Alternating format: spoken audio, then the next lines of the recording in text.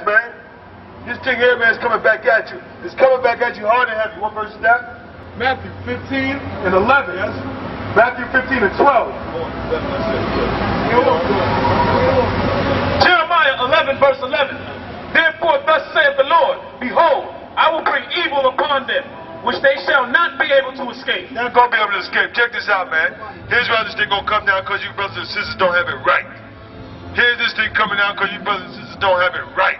Give me Jeremiah the 6th chapter. And though they shall cry unto me, I will not hearken unto them. Then shall the cities of Judah and the inhabitants of Jerusalem go, and cry unto the powers unto whom they offer incense. But they shall not save them at all in the time of their trouble. Yeah, they're going to cry to the Most High, but He's not going to hear them. All them people run around in the churches, and they call themselves Baptist and Protestant, Episcopalian, and Lutheran, and Rastafarian, and Muslim, and all the religions. All the religions are going to have a problem when the Lord get back with you, man. Give me 15:11. Skip what you got. Give me 15:11. What you got? 15:11. Right? 15:11. Read on. Jeremiah 11 verse 13. For according to the number of thy cities were thy power. Yeah, according to the number of the cities, the Israelites and so-called Negroes, they had churches. As many streets, they had churches. Read on.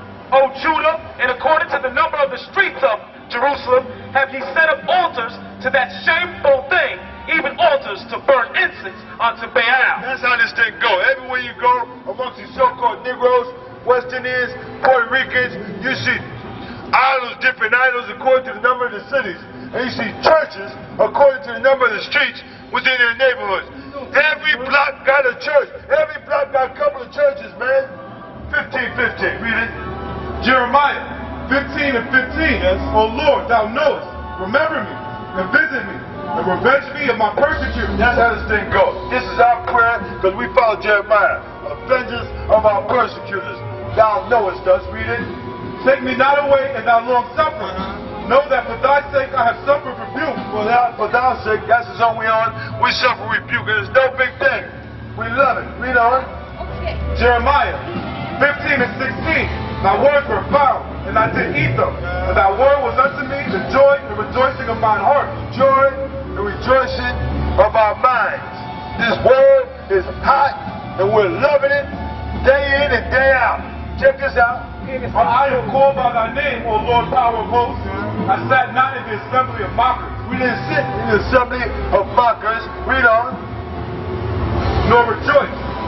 I sat alone because of thy hand, for thou hast filled me with indignation. Why is my pain perpetual, and my wound incurable, which refuses to be healed? Will thou be altogether unto me as a liar, and as waters that fail? Yeah, that's not going to happen. The Most High, this is Jeremiah, and he's got a troubled mind, right? That's it. That's how it goes.